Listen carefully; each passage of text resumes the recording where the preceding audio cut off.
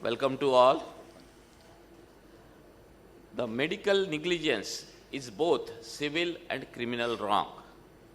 As just my previous speaker has spoken on the civil wrong and civil laws, it is punishable either by compensation as in civil case. So, in the civil case, it is the compensation which goes to the patient.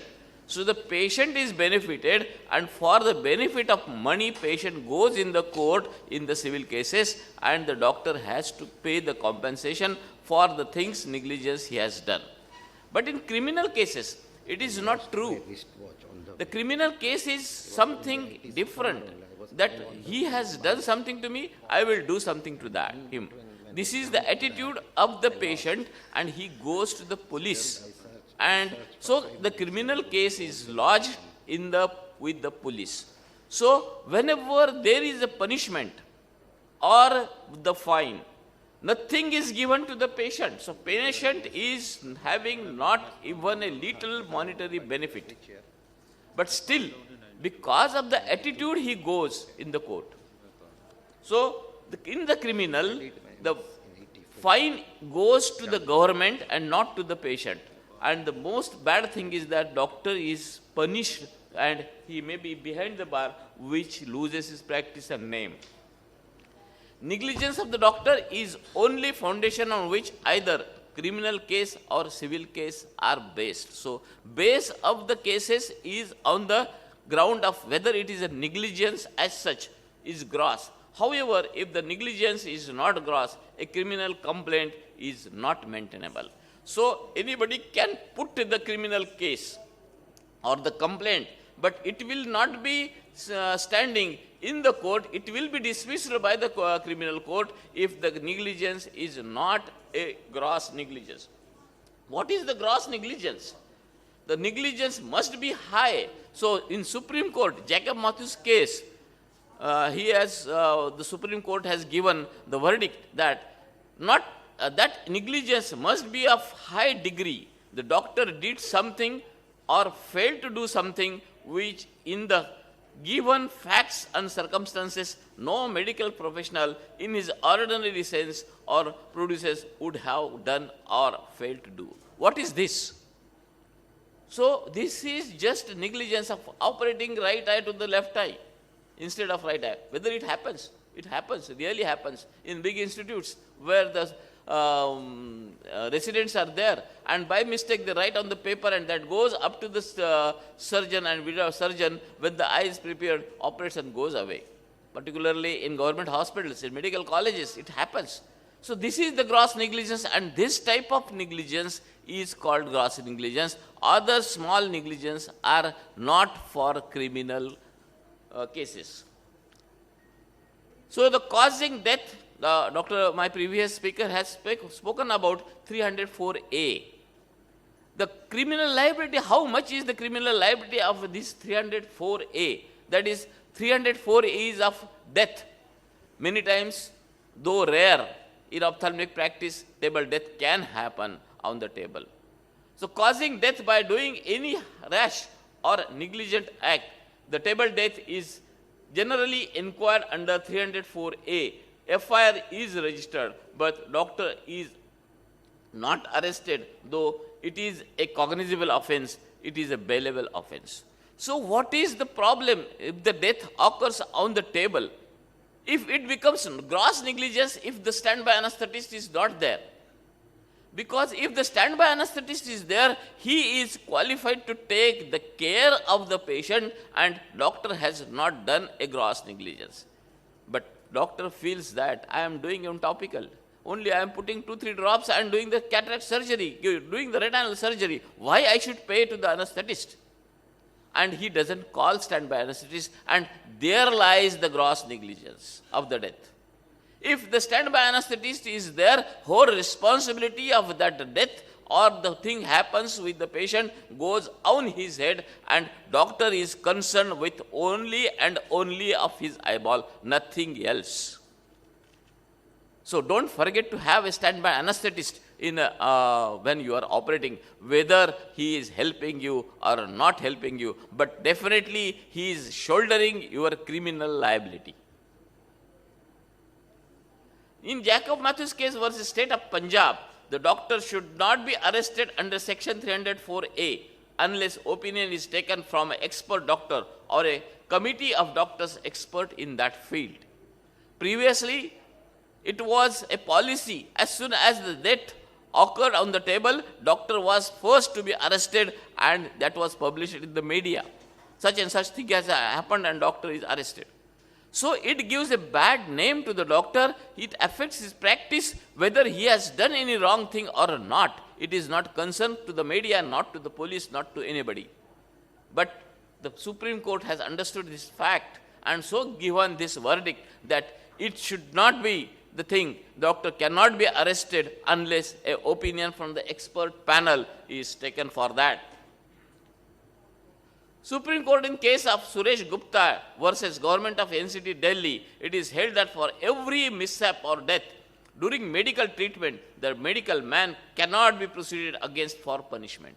Because court understands very well that factory is different. Whatever you put in this side, something definitely the same thing comes out. But it is not true with the patient. Every patient is different. Whatever medicines or surgery you do with him, any complication can happen with the experts and experienced hands, even at any stage and any time. And that is dependent upon the individual's response to the patient surgery. This fact is understood by the court. And so court has given this verdict to protect the doctor from this. Now, another thing which he just mentioned, my previous colleague, that when you are examining a woman, one woman should be there. It's good when it was previous days.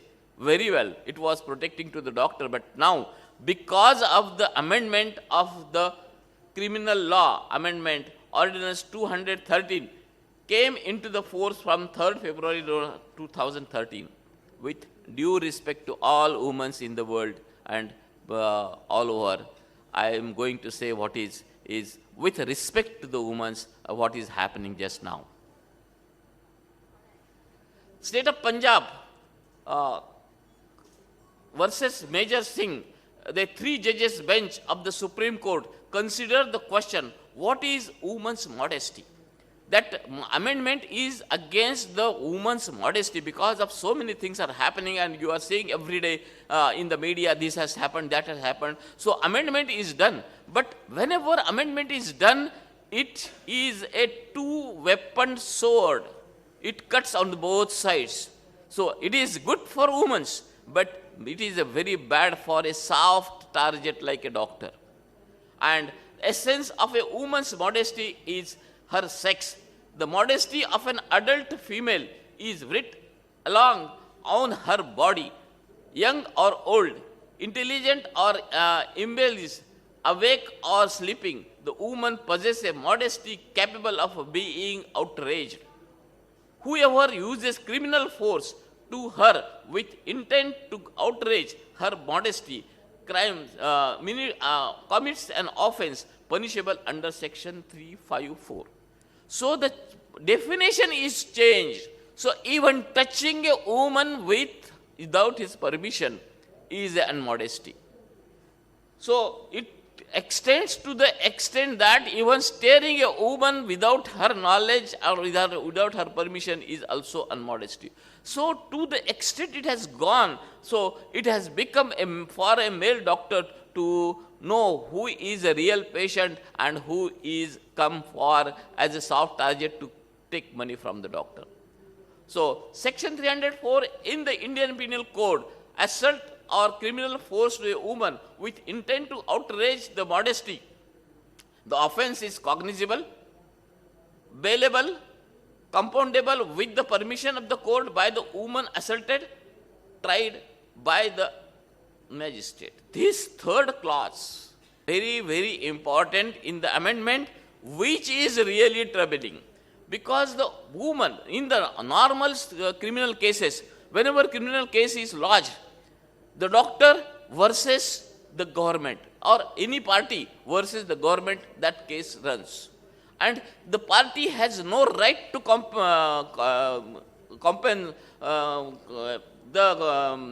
do the permission, compound the case.